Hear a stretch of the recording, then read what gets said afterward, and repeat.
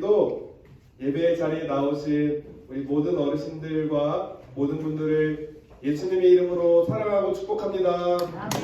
네, 오늘 말씀의 제목은 그리스도인에게 나타난 풍성한 영광들이라는 제목으로 은혜를 나누고자 합니다.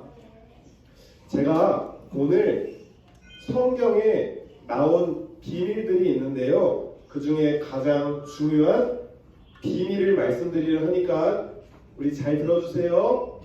이 비밀 하나 잘 알면은 아주 풍성한 삶을 살 수 있어요. 성경에요, 비밀이란 말이 여러 곳 나옵니다. 에베소서에서는 남편과 아내를 비유하며 그리스도와 교회를 이야기합니다. 또한 에베소서 3장 3절에는 계시로 알게 된 비밀이라 할 때 이 비밀은 하나님의 은혜로 구원받은 이를 비밀이라 합니다. 그런데요, 제가 오늘 말씀드리고자 하는 아주 중요한 비밀이 있는데요. 바울이 골로새 교회 사람들에게 성도들에게 나타난 비밀의 영광이 얼마나 풍성한지 알리려 한다 합니다. 이 골로새서 말씀 보세요. 비밀이 얼마나 풍성한 영광이 있는지 하나님이 그것 좀 알아다오 이렇게 얘기를 하는 거예요. 근데 그 비밀이 무엇이냐? 우리 안에 계신 그리스도가 그 비밀입니다. 뭐가 비밀이라고요? 그리스도. 우리 안에 계신 그리스도가 비밀이에요. 이 예수님을 나의 주요, 나의 왕이라 고백하는 그리스도인들에게는 이 그리스도의 영광스러운 풍성한 영광이 우리에게 나타나게 되는 것입니다. 믿으십니까? 빌립보서 4장 19절에도 비슷한 말씀이 나와요. 하나님이 그리스도 예수 안에서 영광 가운데 풍성한 대로 우리의 필요를 채우시는 분이다 라고 성경에 기록되어 있어요. 누구에게요? 그리스도를 주인으로 모신 우리 그리스도인 안에 풍성한 영광이 임한다. 물론 내가 예수님을 주인으로 살고 그렇게 살아가지만 때때로 내 옛사람, 나쁜 습관, 죄성이 나올 때가 있지만, 그렇지만 그것을 어떻게 바라봐야 되느냐? 야, 저런 사람이 무슨 그리스도이냐? 난 안 믿어. 이럴 게 아니라, 아하, 저 사람은 아직 지어져 가고 있는 건물이구나. 아직 완성이 덜 됐구나. 성경에서는 우리를 무엇라 비유하냐면 모퉁이 돌 대신 예수님. 그러니까 건축물에서 모퉁이 돌이 가장 중요한 거거든요. 모퉁이 돌 대신 예수님과 사도들과 선지자의 터 위에 세워진 우리는 건축물이다 얘기해요. 그런데 건축물이 처음 건축할 때부터 완성된 모습으로 있습니까? 아닙니다. 그러니까 나는 그리스도인으로 살고자 했는데 때때로 나의 죄성이 드러날 때 아직 지어져 가고 있구나 라고 하면서 오늘 뭐 큰 소리가 좀 난 것 같은데 그런 뭔가 마음에 안 드는 부분이 보일 때 저 사람은 지어져 가고 있구나 라고 생각하면서 넓은 마음으로 품어주시기를 바랍니다. 예, 우리가 이렇게 각자의 신앙 상태에 따라 이 믿음으로 세워진 정도는 다르지만 우리 모두는 예수 그리스도를 닮은 자로 그렇게 계속적으로 믿음의 길을 걸어 나가야 해요. 아주 간단하죠. 뭐만 바라보면 돼요? 예수님만 바라보면 신앙생활이 끝입니다. 어렵죠? 쉽죠? 뭐 자격증 하나 딸라 그러면 몇 년 공부해야 되는데 이건 너무 쉽잖아요. 이 두꺼운 성경책이 결국 뭐라고요? 예수님을 잘 믿고 따르면 된다. 간단하죠? 어려우세요? 그런데요. 오늘날이나 옛날이나 이 그리스도라는 간단한 진리 위에 이상한 더덕더덕 첨가물을 붙이는 사람들이 예나 지금이나 있었어요. 옛날에는 천사 숭배, 금욕을 해야 된다, 영이 중요하다, 이런 유대 절기를 지키고 예법을 지켜야 된다라는 유대주의적 또 영지주의적 요소로 그리스도 외에 덕지덕지 뭔가를 붙여놔서 신앙생활을 힘들게 했어요. 그래서 골로새 교회의 이 바울이 그리스도만 있으면 된다. 그리스도가 이 세상에서 제일 탁월하고 그의 하신 사역이 제일 위대하다. 그러니 다른 거 보지 말고 예수 그리스도만 바라봐라 라고 한 게 이 골로새서의 내용이에요. 그런데 그러면 예수 믿는 그리스도인 안에 어떤 영광의 풍성함이 나타났을지 제가 세 가지로 말씀드리려고 해요. 첫째는요, 그리스도 안에 있는 우리에게 그 우리를 하나님의 자녀로 삼아주신 거예요. 아멘.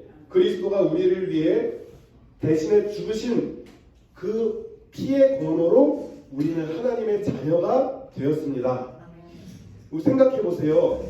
네? 제가 대통령의 자녀가 되었다고 해도 어깨에 힘이 들어갈 텐데 그보다 더 뛰어나고 온 우주 만물을 창조하신 하나님의 자녀가 되었다라는 말입니다. 기쁘지 않으세요? 그래서 오늘 본문의 두 번째 구절에 이제는 우리가 다시는 무서워하는 종의 영을 갖지 않고 하나님의 아들로 받아들여졌다. 하나님의 자녀가 되었다. 이 하나님이 자녀에 대한 사랑은 세상에 어떤 것도 끊을 수 없는 강력한 사랑이에요. 권세자나 사망이나 생명이나 현재일이나 장래일이나 다른 어떤 피조물이라도 우리 주 그리스도 예수 안에 있는 하나님의 사랑에서 끊을 수 없습니다. 참 안타까운 일인데 성경에서도 먹고 살기 어려우면 자기가 낳은 자식을 먹는 흉악한 경우도 있어요. 그러니까 사람의 부모의 사랑이라는 것은 제한적인데 하나님이 우리 자녀를 사랑하는 그 사랑은 어떤 다른 사랑과 비교할 수 없는 무조건적이고 완전한 사랑이라는 것입니다. 우리 어르신들 모든 자녀가 잘 되기를 바라듯이 하나님이 우리 자녀된 우리를 가장 좋은 길로 가도록 바라지 않겠습니까? 우리가 잘못되기를 바라겠습니까? 그러니까 우리가 그리스도 예수 안에서 하나님의 자녀가 되었다는 이 첫 번째 사실이 가장 풍성하고 영광스러운 사건입니다. 두 번째로는 우리가 하나님의 작품이 되었다는 것입니다. 세상에 수많은 상품들이 쏟아져 나옵니다. 제가 유튜브를 봤는데 어떤 공장에서는 만두를 하루에 10만 개나 똑같은 걸 뽑아내더라고요. 그런 것을 상품이라 합니다. 만일 우리 인간들이 그런 만두처럼 다 획일화되고 똑같은 존재인 상품으로 여겨진다면 우리가 가치가 있을까요? 그런데 성경은 우리는 선한 일을 위해 지음받은 하나님의 작품이다 라고 기록합니다. 하나님의 작품이다. 그렇죠? 네. 에베소 2장 10절에 우리 하나하나가 다 특별한 존재예요. 사도 바울은 자신을 어떻게 묘사했냐면 어머니의 뱃속에서부터 나를 택하셨다. 나를 거룩하게 세우셨다. 그러니까 나는 수십억 중에 한 명이 아니라 태초부터 나를 향한 계획이 있는 나는 소중한 사람이다라는 정체성이 있었다는 것입니다. 이러한 정체성은 내가 남보다 조금 우쭐하면 잘나면 우쭐하고 남보다 조금 안 좋은 일이 있으면 비굴해지고 이러한 상품으로서 자신을 보지 않습니다. 이러한 상품으로 자신을 보면은 자신의 불행한 일이 생길 때 나는 불량품이야 라고 불평하게 됩니다. 그런데 자신을 작품으로 여기면 어떻게 됩니까? 피카소 같은 그런 사람이 있잖아요. 우리가 보기엔 대충 그냥 막 이렇게 물감 날리는 것 같은데 그게 작품이라 하잖아요. 그리고 우리 인생에 대충 그려지고 망한 것 같은 사건도 하나님 안에서 선하게 바꿔지는 작품임을 믿으시길 바랍니다. 우리가 이렇게 우리를 작품으로 여길 때 나를 사랑하게 되고 다른 사람 속에 하나님도 존귀하게 여길 수 있게 되는 것입니다. 우리가 가장 우주 만물을 창조하신 그 하나님과 자녀되었다는 이 특별한 관계를 놓치지 마시기 바랍니다. 마지막으로 그리스도 안에서 우리는 하나님의 가족이 되었다는 것입니다. 하나님을 한 아버지로 모시고 있는 우리 모두는 주님 안에 형제 자매입니다. 우리 박정봉 권사님 하나님을 뭐라고 부르세요? 하나님의 자녀들. 하나님을 뭐라고 부르세요? 아버지. 저도 하나님을 아버지라 그러거든요. 그럼 우리는 남매네요. 물론 우리 어르신들과 제가 나이 차이가 너무 많이 나긴 하지만 이런 하나님 안에서는 우리 모두 다 형제 자매예요. 다 여기 형 누님들만 계시네요. 가족이 어떤 집단입니까? 가족은요 서로 사랑하고 돌봐주고 보살피는 집단입니다.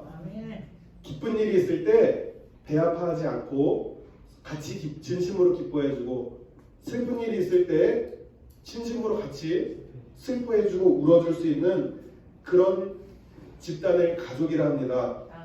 또한 우리는요 예수 그리스도를 머리로 둔 하나님의 지체들로서 어떤 사람은 손, 발 이렇게 우리 모두는 예수 안에 한 몸 공동체가 되었습니다. 제가 이렇게 그리스도로 인해 완전하게 새롭게 변하게 된 피조물이 된 것을 세 가지로 얘기했어요. 첫째는 우리는 하나님의 자녀가 되었다는 것입니다. 여전히 내 안에 연약한 모습이 있고 부족한 모습이 있지만 이제는 더 이상 두려워하는 종의 영으로 살지 않고 나를 붙드시는 하나님 아버지의 아들로서 하나님을 아버지로 부르며 살아가게 되었다는 것입니다. 둘째로는 내가 태어난 목적도 이유도 모르고 그저 소모되다가 죽어버리는 상품처럼 나를 여기며 남과 비교하며 때로는 우쭐하고 때로는 비굴하게 살아가던 인생에서 이제는 하나님이 우리 한 사람 한 사람에 대한 계획과 섭리가 있다는 것을 믿고 나를 향한 놀라운 비전과 사명이 있음을 깨닫고 자신을 사랑하게 되며 하나님 안에서 누구보다 자신을 아름다운 작품으로 바라볼 수 있는 존재가 되었다는 것입니다. 마지막으로 천국 본향을 찾아 이 광야 같은 이 세상을 살아가는 우리는 외로운 나그네 같은 인생길 아닙니까? 그런데 이 외로운 나그네 같은 인생길에 함께할 동역자들이 생겼습니다. 하나님을 아버지로 모신 영적인 가족 공동체가 생겨서 이제는 주님 안에 슬픔과 기쁨을 함께 나누고 그러한 영적 가족 공동체가 생겼습니다. 우리가 이렇게 영광스럽고 풍성한 새로운 피조물이 된 것은 결코 우리의 행위나 율법, 전통 혹은 다른 가르침들로 이러한 영광의 풍성함이 우리에게 나타난 것이 아닙니다. 오직 예수 그리스도로 인해서 그리스도 안에 있는 자들에게 이러한 풍성한 영광이 임하게 된 것을 믿으시기 바랍니다. 우리 모두 그리스도 안에 영광의 풍성함을 누리는 모든 그리스도인이 다 되시기를 예수님의 이름으로 축복하며 기도합니다. 주님이 온전히 내 안에 거하셔서 주인 되어주시기를 기도하십시오. 우리가 그리스도인이자 거룩한 주님의 교회로 세워지는 인생 되기를 기도합니다. 다른 사람의 인생 보면서 부러워하거나 비판하거나 정죄할 필요가 없습니다. 주님 앞에 설 때까지 그리스도를 모신 자로서 먼저는 나부터 주님의 영광의 풍성함을 받아들이고 누리고 살고 또 나부터 그리스도 안에 진리로 바로 세워지기를 기도합니다. 그 이후에 내 주변에 가까운 이웃들에게도 하나님의 비밀이자 진리이신 예수 그리스도를 알게 합시다. 그래서 우리만 이 영광의 풍성함을 누릴 것이 아니라 이 영광의 풍성함을 모르는 아직 예수 믿지 않는 자들에게도 이 사실을 전해서 우리를 통해서 날마다 그리스도 안의 영광의 풍성함을 누리는 사람들이 많아지게 되기를 예수님의 이름으로 축복하며 기도합니다. 기도하시겠습니다. 하나님 아버지, 우리는 질그릇 같은 또 연약한 죄인들이지만 우리 안에 예수 그리스도라는 보물이자 비밀을 깨닫게 해주시니 감사합니다. 이 그리스도 안에서 일어났던 사건들, 하나님의 자녀가 되었고 이제는 내가 하나님의 작품이 되었고 이제는 내가 영적 가족 공동체가 생겼다는 이 놀라운 영광의 풍성한 사실들을 날마다 우리 입술로 고백하고 감사하며 또 그것들을 전할 수 있는 우리 모두 다 될 수 있도록 인도하여 주시옵소서. 감사드리며 예수님의 이름으로 기도드렸습니다. 아멘. 이제는 우리 주 예수 그리스도의 은혜와 하나님 아버지의 극진하신 사랑과 성령님의 감화, 감동, 교통, 역사하심이 이제는 예수 그리스도를 받아들여 풍성한 영광을 누리며 살아가기로 결단하는 우리 어르신들과 그들의 자녀 손과 우리 어르신들을 섬기는 모든 선생님들과 그리고 이 기업 위에 이제로부터 영원토록 함께 계실지어다. 아멘. 하나님께 감사와 영광의 것을 드립시다.